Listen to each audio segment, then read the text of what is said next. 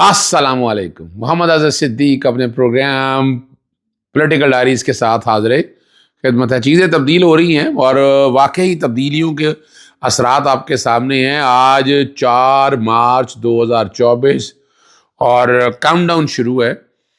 اس میں ایک تو جیسے میں نے لاہور ہائی کورٹ میں آپ کو پتہ ہے الیکشن سمبل لینے کی آئینی درخواست دائر کی تھی. تو فیصلہ محفوظ ہے. میری اطلاع ہے شاید کل فیصلہ سنایا جائے گا اس کا ابھی تک، لیکن کالز کوئی نہیں آئی ہے ابھی. وہ کیا کیس تھا میں دوبارہ دہرا دوں گا آپ کو. پاکستان تحریک انصاف نے پارٹی الیکشن اپنے کروا لیے اور سرٹیفکیٹ دینا ہے سیکشن 209 کے تحت، تو ساتھ اس پہ بھی ڈسکس کر لیں گے کیا ہے. اور یہ چیئرمین سینٹ کے الیکشن کون لے کے جائے گا. اور پاکستان پیپلز پارٹی کے ساتھ سنی اتحاد کونسل نے بھی کاغذات نامزدگی داخل کروا کے ایک عجیب سا حالات پیدا کر دیے جو ان کے بس پہ نہیں تھا. اب آگے دھاندلی اور الیکشن کمیشن آگے کیا کرے گا، یہ وہ دیکھنے والی باتیں ہیں جو آنے والے دنوں میں آپ کے سامنے آ جائیں گے. پہلے تو ذہن میں رکھیے گا جہاں تک الیکشن کا سورا پروسیس ہے وہ سارا ٹینٹیڈ، میلافیڈی پہ مبنی، فراڈ پہ مبنی اور آرگنائز دھاندلی اور پوری کی پوری تفصیلات ساری جو ہیں وہ قوم کے سامنے رکھ دی. عمر ایوب نے بھی رکھی. انہوں نے پہلے سے پارٹی کو توڑنا، پریس کانفرنس کرنا، نامینیشن پیپر چھیننا، کینڈیڈیٹ غائب کرنا، کینڈیڈیٹ کے خلاف مقدمے درج کرنا، ان کو جیلوں میں ڈالنا، ان سے وفاداریاں تبدیل کرنا، کاغذات نامزدگی واپس لینا، پھر ان کے سپورٹر ووٹر ان کو اٹھا لینا.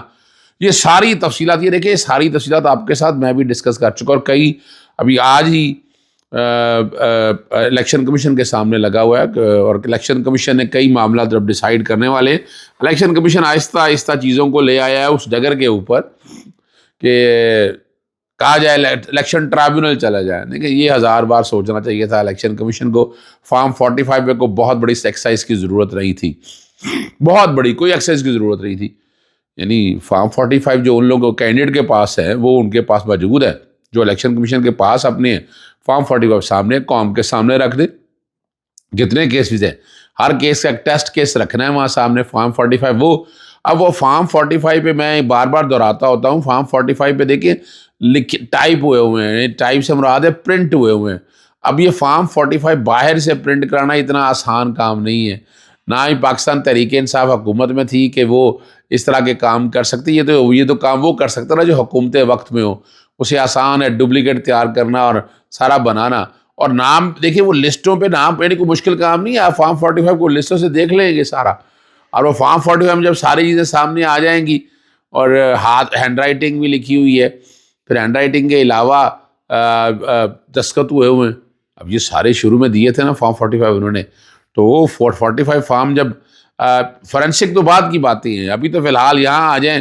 وہ فارم 45 کا جب آپ دیکھیں گے یہی کہا گیا تھا کہ اسپیشل پیپر ہے. ہائی کورٹ میں سپریم کورٹ تک یہی بتایا گیا تھا کہ اسپیشل فیچرڈ پیپر ہے، یہ تیار نہیں ہو سکتا. اور جب بعد میں تیار ہوئے ہوں گے فارم 45 والے وہ سامنے نظر آ جائیں گے آپ لوگوں کو اندازہ ہو جائے گا کہ وہ کیا ہے. یعنی وہ جال سازی کوئی مشکل کام نہیں ہے پکڑنا. اس کے لیے باریک آنکھ کی ضرورت نہیں ہے، سارا کچھ سامنے ہوگا اور آپ سارا کچھ سامنے رکھ کر باریک آنکھ سے بڑی آسانی سے پکڑ لیں گے. یعنی اس کے لیے کوئی بہت بڑی راکٹ سائنس کی ضرورت نہیں ہے. اور میں سمجھتا ہوں الیکشن کمیشن کو یہ ایکسرسائز کرنی چاہیے. میں کل تو بات کروں گا. پہلے تو میں محمد یوسف جو PP 35 کے ہیں کہ وہ بطور کینڈیڈیٹ آئے، کینڈیڈیٹ سے پہلے ان سے بہت سی چیزیں اٹھا لی گئیں، لے لی گئیں. یعنی کیا ہوا کہ ان کے خلاف پہلے گجرانوالہ میں پرچہ، پھر سیالکوٹ سے کیسے اٹھایا گیا، CCTV فوٹیج اور سارا ڈیٹا ہمارے پاس موجود تھا ریکارڈ پہ. ہم نے وہ ساری چیزیں ساتھ رکھی ہیں. ہمارے پاس تو ہر چیز اویلیبل ہے جو اس بات کا ثبوت ہے. پھر وہ سیالکوٹ سے اٹھا کر حافظ آباد لے کر گئے تو ان بٹوین وہ بتایا گیا کہ جناب انہوں نے اور جس وقت وہ اپنا لیا گیا ایک مختار خاص بھی لیا گیا، وہ خود کر کے لیا. خود تو وہ گئے ہی نہیں، نہ وہ دستخط کرنے کے لیے گئے. اور یہ وہاں پر وقار چیمہ ہیں جو اپوننٹ ہیں مسلم لیگ نون سے، اور ان کے والد ان کے بیٹا جو ہے حسن وقار چیمہ ڈپٹی کمشنر راول پنڈی ہے. اثر و رسوخ دے لیں. پھر حافظ آباد میں کافی عرصہ رکھا، ہائی کورٹ میں اب تک 2 درخواستیں آئی نہیں، ایک 1 مارچ کا آرڈر تھا، پھر 7 فروری کا آرڈر تھا، پھر 9 فروری کا آرڈر تھا۔ 7 فروری کے آرڈر میں اس سے پہلے الیکشن کمیشن آگے کہ کاغذات نامزدگی کوئی وڈرا نہیں کی ہے، اس پہ آپ فیصلہ کریں۔ الیکشن کمیشن نے کوئی فیصلہ نہ کیا، پھر لکھا الیکشن کمیشن کو کہ آپ اس پر فیصلہ کریں اور بتائیں کہ کیا کہ اصل جو بات ہے وہ کیا ہے، لیکن کچھ بھی نہیں ہوا۔ اب یہ والا جو معاملہ ہے، اب یہاں تک اتنا تو آ جائے گا۔ فارم 45 کی حد تک میں کوشش کروں گا کہ فارم 45 جو ہمارے ہیں وہ لے آئیں، اکٹھے رکھ کر دیکھ لیں، کوئی مشکل کام نہیں ہے۔ ہر حلقے کا رزلٹ سامنے آ جائے گا، کوئی ٹوٹل کرنے کا اتنا لمبا مسئلہ ہی کوئی نہیں ہے، لیکن الیکشن کمیشن کو یہ مجبور کرنا پڑے گا، پھر ہم لے کر آگے چلیں گے۔ دوسری پاسبلٹی ہے الیکشن ٹرائبیونل کی۔ الیکشن ٹرائبیونل ہائی کورٹوں کے متعلقہ ہائی کورٹوں کے بن گئے ہوئے ہیں، یہ معاملے جائیں گے وہاں ڈے ٹو ڈے اگر ٹرائل چلایا جائے اور اس کو دیکھا جائے تو بہت جلد اس کے نتائج بھی سامنے آ جائیں گے، فارم 45 کی حقیقت بھی سامنے آ جائے گی، اور اگر آزاد اور خود مختار کام کرنے دیا گیا تو پھر اس کے رزلٹ بھی بڑے پازیٹیو ہوں گے۔ لیکن ہم پہلے دن سے دیکھ رہے ہیں، ہم خیال بینچز وہ ایک ہی ججز انہی کے پاس یہ سارے معاملے گئے، اپنا جو کاغذات نامزدگی کی اپیلیں ریجیکشن کی یا ایکسیپٹنس کی وہ بھی انہیں ججز کے سامنے گئی، وہ بھی ہم نے سارا دیکھا۔ پھر اس کے بعد دیکھیں جو نامینیشن پیپر کے اندر سارا پروسیس جو سارا ہوا تھا نا، کہ پہلے پہلے تو روکا گیا نا سارا پروسیس، پھر کاغذات نامزدگی ریجیکٹ ہوئے یا ٹھیک ہے جی، اس کے اگینسٹ اپیلیاں آئیں اور وہ سینکڑوں کے قریب ہے۔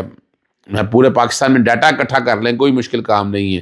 اس کے جب وہ بھی خارج ہوئی تو اس کے خلاف ہائی کورٹ میں اپنے لاہور ہائی کورٹ میں پھر ایک فل بینچ بنا، وہ بھی سینکڑوں 200 کے قریب یہاں پر آنی درخواستیں تھیں اور اس کے فیصلے بھی ڈیلے کیے گئے۔ پھر سپریم کورٹ بھی گئے معاملے، سروس حد تک یہ پنجاب کی حد تک بات کر رہا ہوں، اسلام آباد میں بھی آپ دیکھ لیں، بلوچستان میں بھی آپ دیکھ لیں،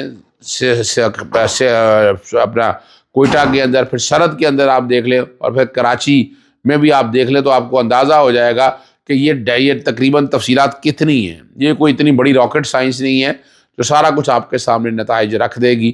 اسی لیے جوڈیشل کمیشن بنانے کا کہا جاتا ہے، لیکن جوڈیشل کمیشن کس نے نہیں بنانا؟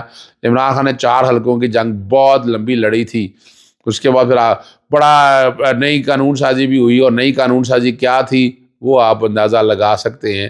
اس نئی قانون سازی نے کتنے مسائل پیدا کیے، وہ آپ اگر آپ سمجھ سکیں تو مشکل کوئی نہیں ہے۔ یہاں سراج الحق صاحب نے بڑی خوبصورت بات کہی، انہوں نے کہا الیکشن میں نام نہاد کامیابی حاصل کرنے والے چہروں پر مسکراہٹ نہیں ہے، اور وہ بات صحیح ہے، اور یہ حقیقت ہے۔ نتائج جو چوری کیے ہیں، فارم 45 سے 47 تک کا سفر ہے، ویسے تو 1947 سے 47 تک کا سفر ہے کہ وہ ان کے چہرے اترے ہوئے ہیں۔ نواز شریف کا میں نے آپ لوگوں کو اس وقت بھی کہا تھا، شروع میں جب آتے تھے میں نے 2 باتیں آپ کے سامنے رکھی تھی کہ نواز شریف پاکستان میں نہیں آئے گا، اگر آئے گا تو ڈیل کے تحت آئے گا، اور وزیر اعظم نہیں بنے گا۔ آپ دیکھ لیں، وزیر اعظم نہیں بنے گا۔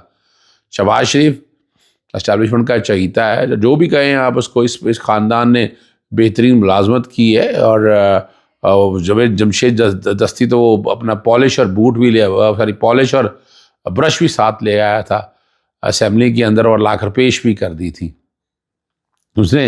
اور میں نے تاریخی طور پر آپ کو، میں نے 5 جون کو ایک بات کہی تھی، پاکستان کو مساق پاکستان کی ضرورت ہے، تو اس وقت تمام سیاسی جماعتیں اکٹھی ہوتی، پاکستان تحریک انصاف کو لیکن میں نے حکومت بنانے کا بھی کہا تھا کہ پاکستان پیپلز پارٹی کے ساتھ مل کر حکومت سازی کی جائے، حکومت بنائی جائے، قبضہ اپنا حاصل کیا جائے۔ قبضہ آپ کے پاس آئے گا، آپ بیٹھ کے میرٹ پہ تو کم از کم جو کچھ اب زیادتیاں ہو رہی ہیں، ابھی ریسنٹلی میں آخر میں احمد شاہ جو پی ٹی اے ورکر ہے، اسلام ممال پہ احتجاج ہوا، اس کو لے کر گئے، تشدد کا نشانہ بنایا، ذہنی کوف دی، اور اس پہ کیا ہو سکتا ہے؟ اس پہ فوری اندراج مقدمہ کی درخواست دینی چاہیے۔ رات کو بھی کہا کہ آئی جی، سی سی پی او اور سب کے لوگوں کے خلاف یہ ریاستی دہشت گردی ہے، پرچے کی درخواست دینی چاہیے۔ اس کے بعد 22 سے 22B کی درخواست سیشن کورٹ میں آنی چاہیے، اس کا استغاثہ بھی آنا چاہیے۔ یعنی جیسے اسلام آباد کے اندر ڈی سی کے اگینسٹ اسلام آباد ہائی کورٹ لے کر یہ اس طرح سے آپ کریں گے تو یہ پھر آئیں گے، یہ ورنہ تو نہیں ہے، ورنہ تو پرامن احتجاج کرنے میں انہیں کیا مسئلہ تھا؟ پرامن احتجاج کے لیے انہیں سامنے آنا چاہیے تھا، اور عوام کو اجازت دینی چاہیے تھی اس پرامن احتجاج کی۔ پرامن احتجاج کی اجازت نہیں دی، اور جسٹیفیکیشن کوئی نہیں تھی، یا تو نا ان کے پاس کوئی جسٹیفیکیشن تھی، یہ اب ناجائز یہ ظلم ہے، ظلم و بربریت ہے اس پہ تو مریم صفدر نے ابھی تک کوئی ایکشن نہیں لیا. پولیس والوں کے خلاف کیا ایکشن لیا؟ اب اس وقت تو وہ نگران حکومت نہیں ہے، اس وقت تو ڈکٹیٹر نہیں ہے کوئی، اس وقت تو پارشلہ نہیں ہے نا. اس وقت ایک جمہوری حکومت ایک کام کری، تو جمہوری حکومت کا کام جمہوری رویوں کو برقرار رکھنا ہے. اجازت چاہتا ہوں. السلام علیکم. اللہ حافظ. پاکستان زندہ باد.